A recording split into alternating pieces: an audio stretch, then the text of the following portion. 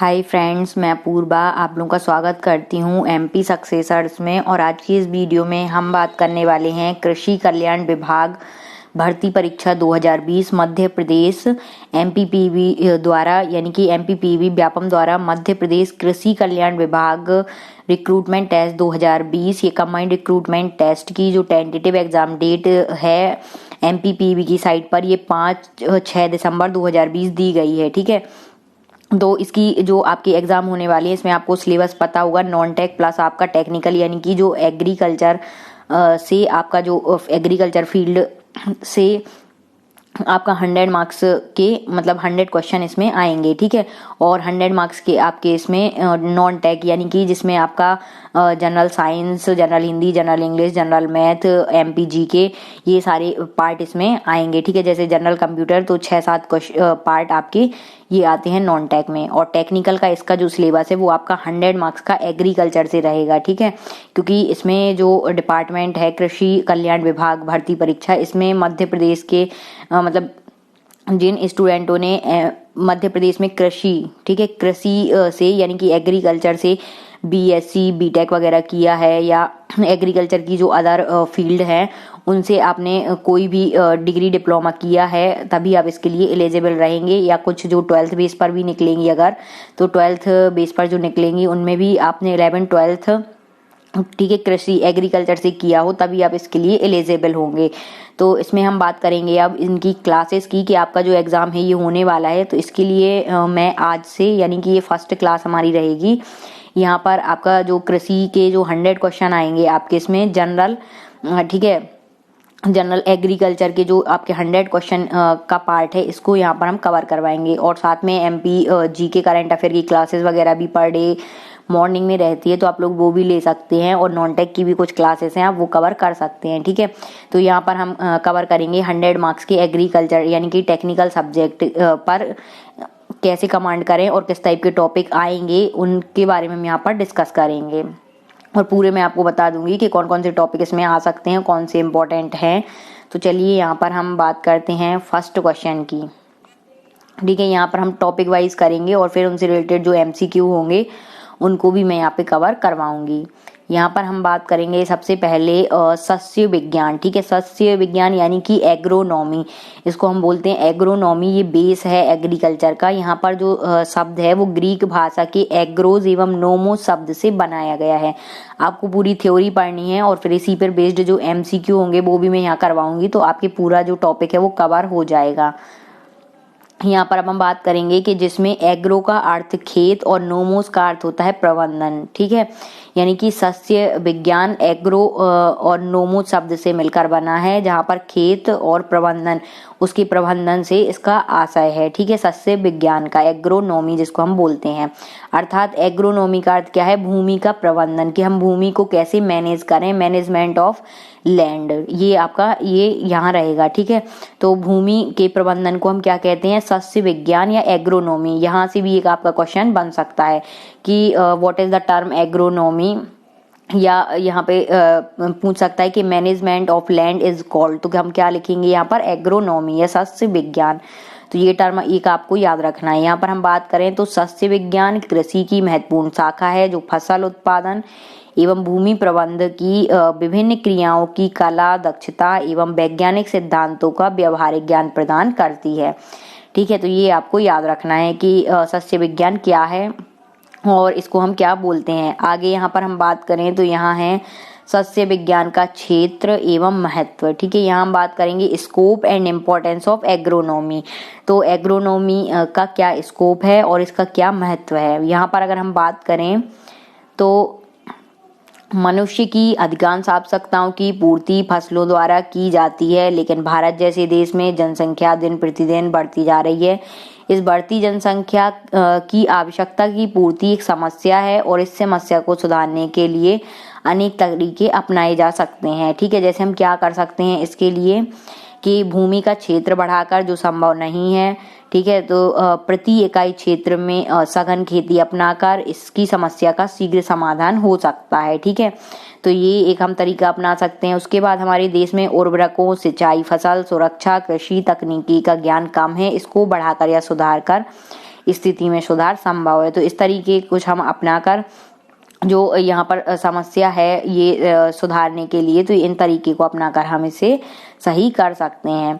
हमारे देश में ये टॉपिक हम पढ़ चुके हैं। यहाँ पर अगर हम बात करें तो फसलों की उपज पर विभिन्न कारकों जैसे जलवायु, मृदा, खेत की तैयारी, बुआई का समय, फसल की जातियाँ, बुआई का तरीका, खाद एवं सिंचाई की मात्रा, खरपतवार, बीमारी, कटाई, मड़ाई आदि का प्रभाव पड़ता है। इन सभी कारकों को ठीक करके उत्पादन में वृद्धि की जा सकती है। तो ये भी एक तरीका है, ठीक है। तो ये आपको याद रखने हैं। अब यहाँ पर हम बात करेंगे इम्पोर्टेंट टॉपिक की, जो है फसलों का वर्गीकरण। यहाँ पर हम बात करेंगे फसलों के वर्गीकरण के बारे में। तो यहाँ पर है कि सामान्यतः फसलों का वर्गीकरण विभिन्न आधार पर किया जाता है। तो पहला क्या है, पौधों के जीवन चक्र के आधार पर वर्गीकरण।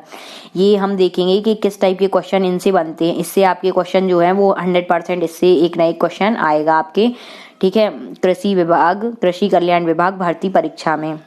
यहाँ पर क्या है कि फसलों को जीवन चक्र के आधार पर निम्नलिखित 3 वर्गों में बांटा गया है। यहाँ पर अब हम बात करेंगे 1 वर्षीय फसलों की। तो ये आपका इम्पोर्टेंट है कि 1 वर्षीय फसलें कौन सी होती हैं, इससे आपका क्वेश्चन बन सकता है। यहाँ पर अगर हम बात करें तो 1 वर्षीय फसलें, जो फसलें अपना जीवन चक्र 1 वर्ष के अंदर पूरा कर लेती हैं, जैसे गेहूं, चना, जौ, सोयाबीन आदि। तो ये आपको याद रखना है कि 1 वर्षीय फसलें कौन सी होती हैं।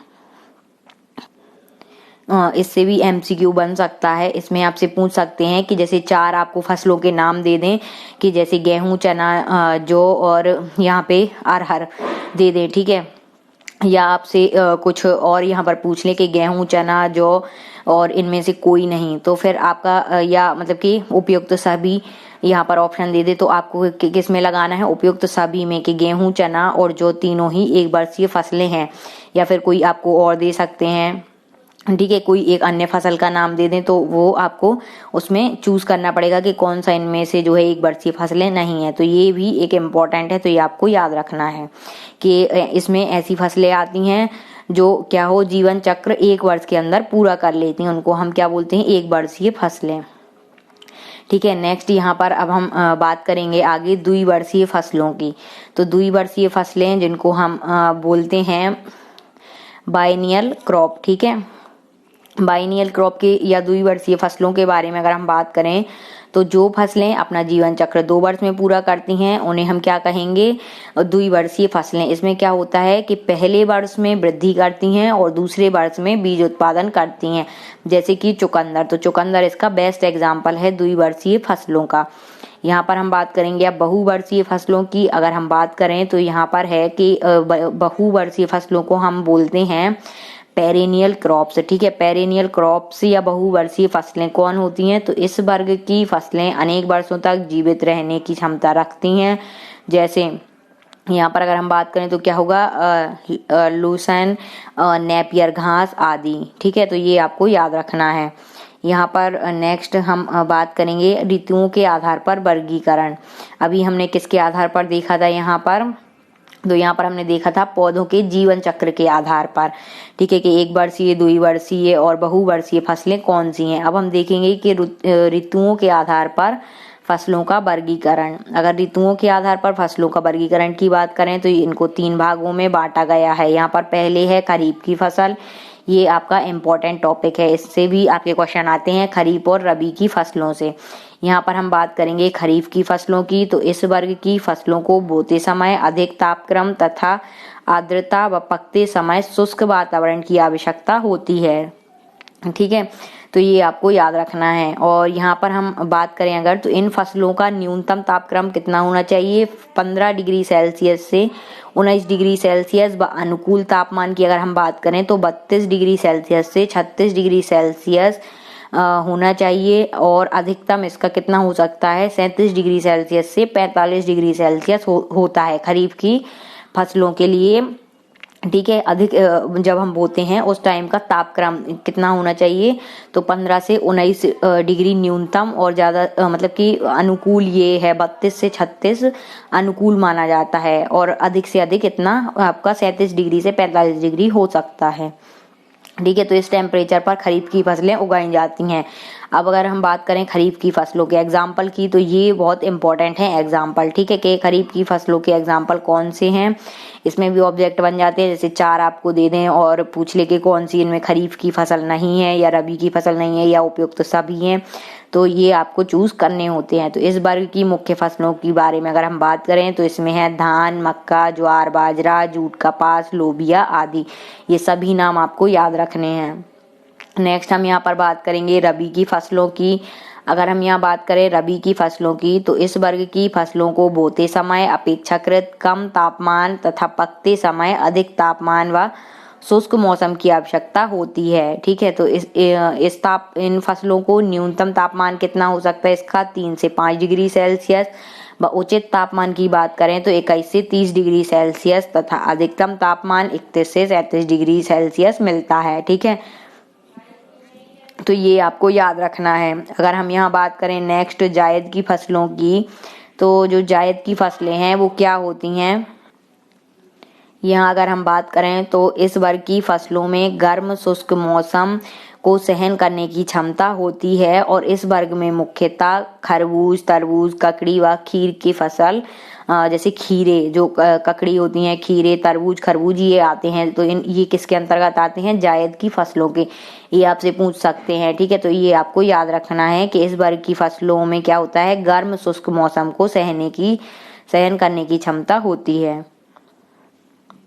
आगे हम यहाँ पर बात करेंगे फसलों का आर्थिक वर्गीकरण। ठीक है। अगर हम यहाँ बात करें फसलों के आर्थिक वर्गीकरण के आधार पर फसलों का वर्गीकरण, तो यहाँ पर है अनाज वाली फसलें। ठीक है।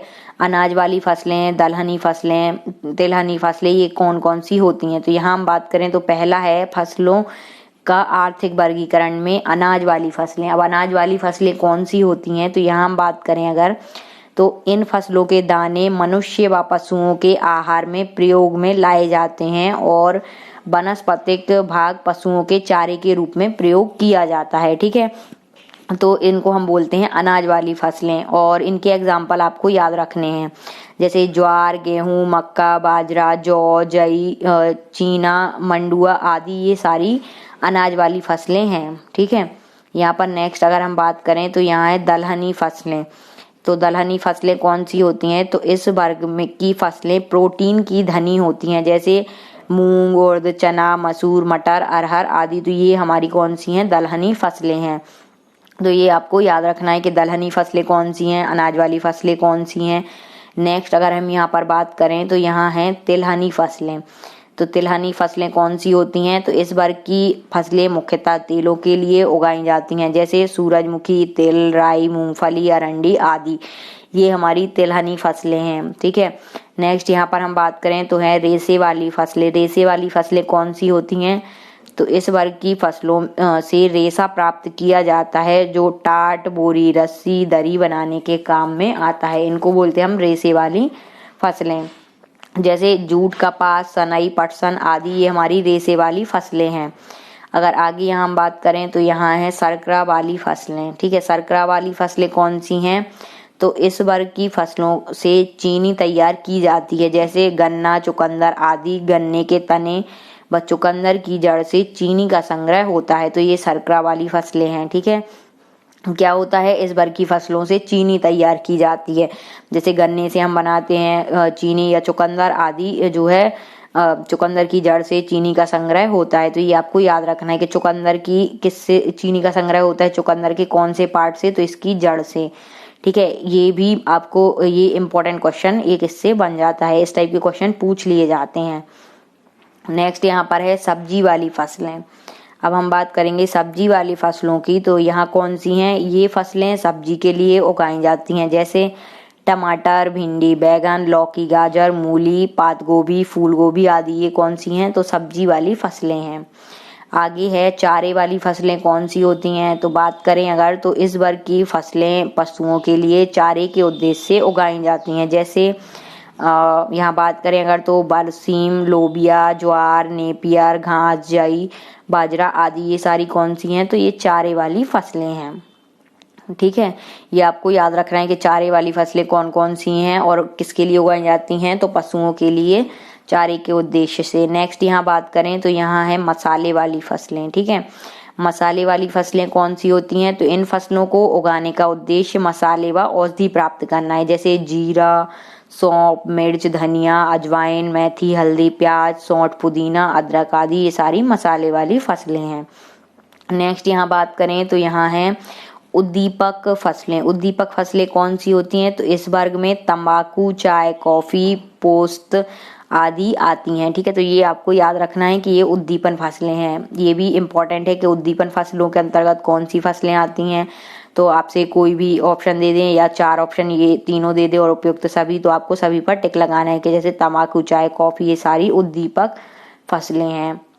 नेक्स्ट यहाँ बात करें तो यहाँ पर आएगा कि फलों वाली फसलें कौन सी हैं, तो इस वर्ग में जैसे खरबूजा, तरबूज, ये कचरा, सिंघाड़ा, टमाटर आदि इस वर्ग के अंतर्गत आती हैं फलों वाली फसलों के। ठीक है, तो आज के लिए इतना ही काफ़ी आप लोगों के लिए। नेक्स्ट वीडियो में हम नेक्स्ट देखेंगे कि किस टाइप से जो एग्रीकल्चर के क्वेश्चन हैं, एग्रीकल्चर जो आपका पार्ट है, इससे 100 क्वेश्चन जो आने हैं आपके, वो किन टॉपिक से आ सकते हैं। और ये सारे जो एमपी आपकी जो एमपी व्यापम की क्वेश्चन है, ये सारे टॉपिक उन्हीं से रिलेटेड हैं और इनमें से आपको एक नए क्वेश्चन इन टॉपिक में से जरूर इसमें फंसेंगे। तो आप लोगों के लिए ये क्लासेस बहुत इंपॉर्टेंट हैं, तो रेगुलर आप लोग क्लास लें और मुझे बताएं, मैं इन क्लासेस को कंटिन्यू करूं।